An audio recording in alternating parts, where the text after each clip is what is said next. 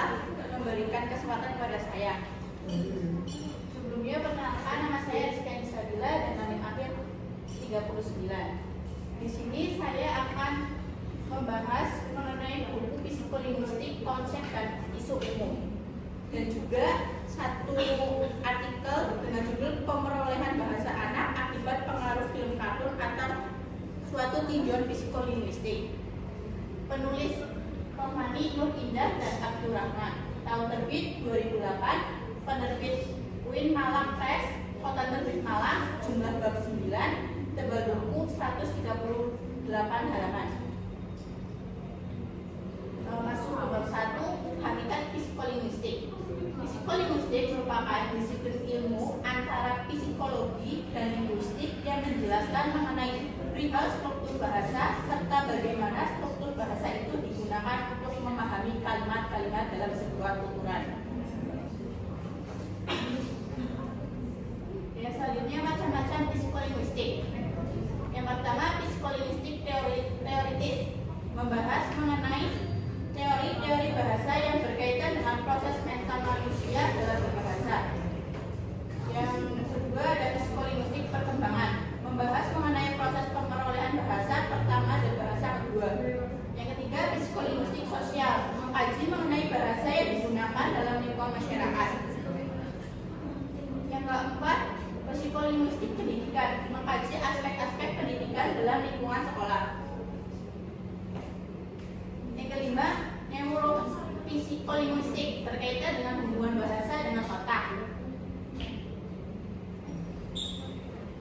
Yang keenam, psikolinguistik eksperimen, melakukan sebuah eksperimen mengenai bahasa. Yang ketujuh, psikolinguistik terapan, menerapkan bahasa yang telah dijelaskan dari poin A sampai F. Lanjut ke bab 2, tinjauan historis psikolinguistik. Secara formal, kelahiran psikolinguistik ditandai dengan dibukanya satu program khusus pada tahun 1993 oleh R. Brown. Dalam periode ini muncul beberapa argumen yang mengukuhkan lahirnya psikolinguistik. Menurut Miller, psikolinguistik berkaitan dengan otak manusia untuk menerima simbol-simbol, sedangkan menurut para ahli linguistik, psikolinguistik berkaitan dengan sejenis motor psikososial yang menggerakkan mesin tata bahasa dan respon. Maka dapat kita simpulkan dari dua argumen dua ahli bahwa psikolinguistik merupakan proses-proses psikologi yang berlaku apabila orang menggunakan kalimat-kalimat. Di sisi lain, di benua Amerika, hubungan antara bahasa dan ilmu jiwa atau psikologi mulai berkembang terbagi menjadi 4 tahap. Di antaranya yang pertama, tahap formatif, tahap yang penggabungan antara psikologi dan linguistik yang mendukung adanya penelitian mengenai relativitas bahasa maupun universitas bahasa. Yang kedua, ada tahap linguistik. Tahap linguistik berkaitan dengan ilmu yang berorientasi pada aliran behaviorisme yang beralih ke metaisme pada tahun 1953. Yang ketiga, ada tahap kognitif, berkaitan dengan ilmu yang membicarakan tentang peran bahasa. Yang keempat, ada tahap teori psikolinguistik, berkaitan dengan ilmu yang terpisah dari ilmu-ilmu lain. Yang selanjutnya masuk ke bab 3, mengenai komunikasi bahasa dan tutur. Komunikasi merupakan sarana pertukaran informasi antara dua individu. Contohnya dengan teknik linguistik, non-linguistik, dan paralinguistik. Bahasa merupakan suatu kegiatan alamiah yang sama halnya dengan bernafas yang tidak kita pikirkan terlebih dahulu. Tutur merupakan sebuah bahasa yang dapat memproduksi suara yang bermakna. Dalam tutur juga terdapat dua faktor yang mempengaruhi tutur, diantaranya A. bentuk, ukuran, dan posisi artikulasi yang kita gunakan. B. kemampuan bernafas yang dapat mengeluarkan bunyi secara bersamaan. Yang selanjutnya, bab 4, membahas mengenai bahasa dan pikiran. Yang pertama, bahasa merupakan alat utama dalam melakukan komunikasi yang memiliki daya ekspresi dan informasi yang besar, sebab manusia dapat menentukan kebutuhannya dengan cara berkomunikasi antara satu Adapun juga fungsi bahasa yang digolongkan menjadi dua macam, di antaranya sebagai berikut. A. Bahasa bersifat intrapersonal atau matematik, yakni penggunaan bahasa untuk memecahkan persoalan, mengambil keputusan, berpikir, mengingat, dan sebagainya. B. Bahasa bersifat interpersonal, yakni bahasa yang menunjukkan adanya suatu pesan atau keinginan penutur. Yang kedua, pikiran atau memori. Memori merupakan bagian integral dari eksistensi manusia yang mendasari bahasa dan pikiran yang menyimpan masukan yang baru saja didengar dan tidak dapat mengingat apa yang harus dilakukan besok.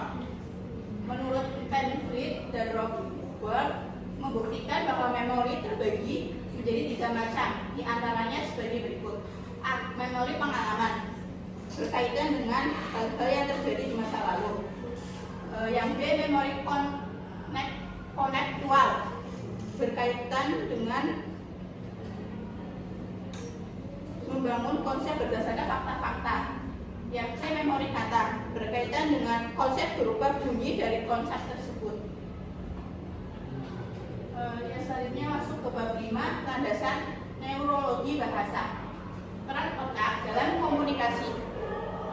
Manusia terletak pada pengendalian dan pengaturan dalam proses bahasa yang bersifat dua arah antar penutur dan pendengar secara bergantian.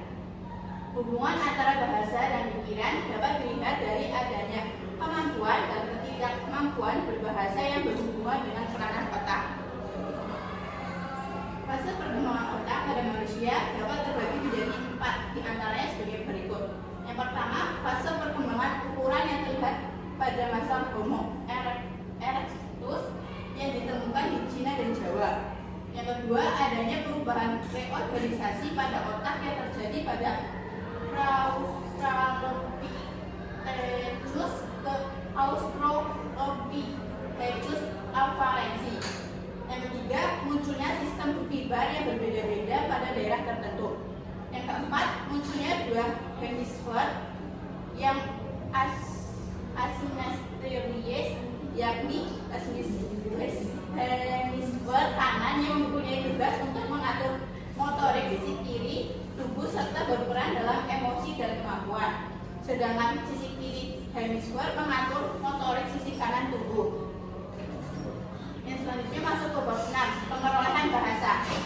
Dalam pemerolehan bahasa terdapat pemerolehan bahasa pertama dan bahasa kedua. Pemerolehan bahasa pertama terjadi karena proses kompetensi dan proses performasi yang menjadi syarat proses pemahaman dan proses memproduksi ujaran. Pemerolehan bahasa pertama pada anak yang baru mulai belajar bahasa untuk pertama kali dapat digolongkan menjadi 3 macam sebagai berikut. A. Pemerolehan satu bahasa disebut sebagai bahasa eka bahasawan atau monolingual. B. Pemerolehan bahasa kedua disebut sebagai dwibahasawan atau bilingual. C. Pemerolehan bahasa lebih dari 2 dan secara berurutan disebut sebagai gada bahasawan atau multilingual.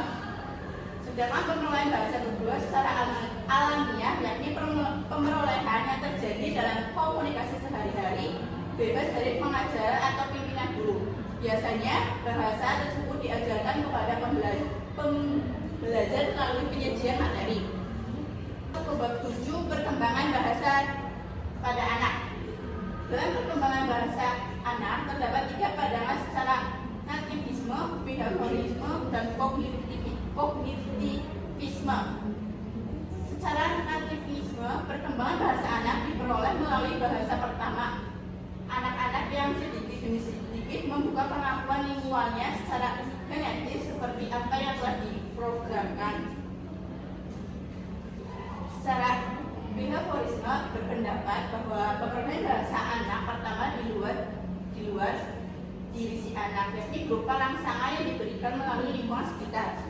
Secara kognitisme berpendapat bahwa bahasa bukanlah suatu ciri alamiah yang terpisah, melainkan beberapa kemampuan berasal dari kematangan kognitif. Jadi dapat disimpulkan bahwa perkembangan bahasa anak baik menurut nativisme, behaviorisme, dan kognitisme tidak lepas atau berkaitan dengan perkembangan lain yang dialami anak. Beberapa tahap yang dialami anak dalam proses pengembangan bahasa meliputi 4 macam sebagai berikut. Yang pertama, tahap ocehan. Pada tahap ini biasanya dialami oleh bayi 6 bulan yang mulai mengucapkan sejumlah bunyi ujar tanpa makna atau berupa penggal kata yang bermakna karena kebetulan saja. Yang kedua, tahap satu kata. Pada tahap ini biasanya disebut sebagai tahap kalimat holografik atau kata balon, utuh, dan frase atau frase. Pada usia 1 tahun menggunakan serangkaian bunyi berulang-ulang untuk makna yang sama. Contoh kata mam untuk mengatakan saya mau makan. Yang ketiga, tahap 2 kata. Pada tahap ini biasanya dialami oleh anak usia paling lambat 2 tahun yang sudah mulai mengucapkan ujaran 2 kata. Misalnya micu yang artinya anak minta minum susu. Yang keempat, tahap telegrafis. Pada tahap ini biasanya dialami oleh anak yang sudah melewati 2 tahun yang dimana anak dapat merangkai 3 sampai 4 kalimat, bahkan lebih. Masuk ke bab 8, pemerolehan fonologi, morfologi, dan sintaksis. Yang pertama, pemerolehan fonologi. Pada pemerolehan fonologi dimulai dari tahap poin, yang dimana tahapan dimulai dengan membedakan bunyi-bunyi selanjutnya yang mengarah pada perspektif atau speech perception. Yang kedua, pemerolehan morfologi. Pada pemerolehan morfologi, anak mulai sudah membuat kalimat yang terdiri dari 2 kata. Adapun kata yang digunakan masih berupa 2 kata yang dasar yang dihubungkan sehingga mengakibatkan diferensiasi kelas kata yang meliputi pembentukan kata jamak, pembentukan imbuhan, dan pembentukan kata kerja. Yang ketiga, pemerolehan sintaksis. Pada pemerolehan sintaksis dimulai dari berbahasa dengan mengucapkan 1 kata atau bagian kata. Yang anak ambil sebenarnya hanyalah kalimat penuh, tetapi karena belum dapat mengatakan lebih dari 1 kata, maka si anak mengambil 1 kata dari seluruh kalimat. Misalnya, Andi mau pipis, dia akan memilih di untuk kata Andi, mau untuk kata mau, dan pipis untuk kata pipis. Selanjutnya masuk ke bab 9, gangguan berbahasa. Gangguan berbahasa merupakan proses mengeluarkan pemikiran dan perasaan dari otak secara lisan dalam bentuk kata-kata atau kalimat-kalimat. Otak dan alat berbicara juga mempunyai fungsi yang baik untuk mempermudah berbahasa yang baik. Namun, kelainan fungsi otak dan berbicara tentunya mempunyai kesulitan dalam berbahasa, baik reseptif maupun produktif. Berikut beberapa gangguan berbahasa secara kognitif dapat berupa hal-hal berikut. Yang pertama ada pikun atau demensia. Itu gangguan yang menunjukkan perubahan pada kepribadian. Yang kedua ada schizofrenik. Itu gangguan berbahasa akibat gangguan berpikir seseorang. Yang ketiga ada gangguan depresif. Itu gangguan berupa tekanan pada jiwa seseorang. Yang keempat, Down syndrome. Itu gangguan perkembangan anak yang bersifat medis dan tipikal. Yang kelima ada autisme, gangguan yang terjadi pada tubuh kembang anak-anak. Yang selanjutnya membahas satu artikel yang berjudul pemerolehan bahasa anak akibat pengaruh film kartun atau suatu simbiosis psikolinguistik. Yang disusun oleh Siti Nurjana, Mila Kuldinia Noviati. Jurnal Pendidikan Bahasa dan Sastra Indonesia Volume 1 nomor 3 ISSN 2614-624 XE ISSN 2614-6231. Abstrak, audisi bahasa anak yang diperoleh oleh lingkungan sekitar, salah satunya dengan menonton film kartun yang dapat mempengaruhi anak-anak dari cara bicara termasuk tutur kata yang digunakan seperti film yang mereka tonton. Pendahuluan, banyaknya tayangan kartun yang ada di televisi dapat berpengaruh pada tutur bahasa yang digunakan anak-anak. Salah satunya pada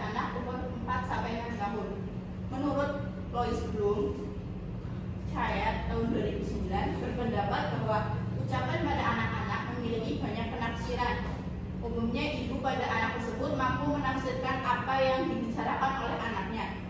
Jadi selain ucapan penting juga untuk mengetahui pesan yang terdapat pada ucapan tersebut. Yang selanjutnya metode. Pada penelitian ini menggunakan metode teknik penelitian kualitatif yang bersifat deskriptif. Pada tahap pengumpulan data menggunakan metode simak, yakni menyimak ujaran anak-anak yang diperoleh dari menonton film kartun tersebut. Misalnya hasil dan pembahasan. Hasil yang diperoleh berjumlah 17 anak yang berusia 4-6 tahun yang cenderung lebih mudah menjadi peniru dari film kartun yang mereka tonton di inilah Takmalia Al-Hidayah, Kampung Pangkalan, Kecamatan Ampra, Kabupaten Bandung Barat. Teknik pemerolehan data merupakan teknik random sampling. Berikut adalah contoh ujaran dalam film kartun yang ditonton anak-anak. Anak-anak, selamat sore Ciku. Guru, selamat sore anak-anak. Panggilan Ciku sebagai panggilan untuk guru yang dipakai anak-anak karena meniru dialog pada kartun Bukit Ipin. Yang selanjutnya kesimpulan. Film kartun dapat mempengaruhi akuisisi bahasa anak dan anak-anak dapat lebih mudah meneneralisasikan hal ini dikarenakan keterbatasan pengetahuan dan penggunaan kosakata. Demikian materi yang bisa saya sampaikan. Jika ingin ditanyakan bisa acungkan tangan. Dimulai dari Mbak Abdillah. Baik, Assalamualaikum warahmatullahi wabarakatuh. Waalaikumsalam warahmatullahi wabarakatuh. Perkenalkan, nama saya Abdillah Lailatul Husna dengan NIM akhir 36. Izin bertanya, apa contoh psikolinguistik sosial dalam kehidupan masyarakat seperti itu, Mbak Anis? Yang selanjutnya Mbak Sevi.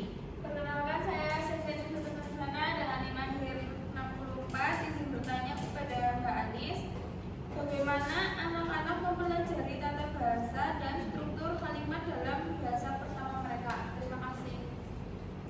Yang selanjutnya Mbak Alsa. Oke, baik, saya Alsa Reskiana Putri dengan NIM akhir 44. Izin bertanya, apakah ada hubungannya antara psikolinguistik sendiri dengan speech delay? Terima kasih. Izin diberikan waktu sultan untuk berdiskusi terlebih dahulu. Menjawab pertanyaan dari Mbak Abdillah yang mau bertanya mengenai apa contoh psikolinguistik sosial dalam kehidupan masyarakat. Iya. Contoh pengaruh status sosial pada penggunaan bahasa itu seringkali orang akan menyesuaikan cara bicaranya mereka berdasarkan status sosial atau lawan bicara. Misalnya seseorang mungkin menggunakan bahasa yang lebih formal dan sopan saat berbicara dengan atasan atau orang yang lebih tua dibandingkan saat berbicara dengan teman sebaya. Iya, Itu terima kasih. jawabannya Mbak Abdillah. Apakah bisa diterima? Bisa diterima. Yang selanjutnya izin menjawab pertanyaan dari Mbak Sevi yang bertanya bagaimana anak-anak mempelajari tata bahasa dan struktur kalimat dalam bahasa pertama mereka. Anak-anak memperoleh bahasa secara tidak langsung dengan cara berinteraksi dengan lingkungan sekitar. Pemerolehan ini dilakukan dengan cara belajar mengucapkan beberapa kata melalui proses peniruan. Perkembangan ini berawal dari bahasa yang sederhana menuju ke struktur yang kompleks. Apakah jawabannya bisa diterima, Mbak Sevi? Bisa, terima kasih. Yang selanjutnya ini menjawab pertanyaan dari Mbak Alsa yang bertanya, apakah ada hubungan antara psikolinguistik dengan speech delay? Ya, ada hubungannya antara psikolinguistik dan speech delay atau keterlambatan berbicara. Psikolinguistik adalah studi tentang bagaimana bahasa diproses di dalam otak manusia, termasuk aspek-aspek kognitif dan neurologis yang terlibat dalam pemahaman dan produksi bahasa. Dalam konteks speech delay, psikolinguistik dapat membantu memahami berbagai faktor yang mempengaruhi kemampuan seseorang anak untuk mengembangkan keterampilan bahasa. Apakah jawabannya bisa diterima, Mbak Asla? Bisa, terima kasih. Yang presentasi dari saya, kurang lebihnya mohon maaf. Wassalamualaikum warahmatullahi wabarakatuh.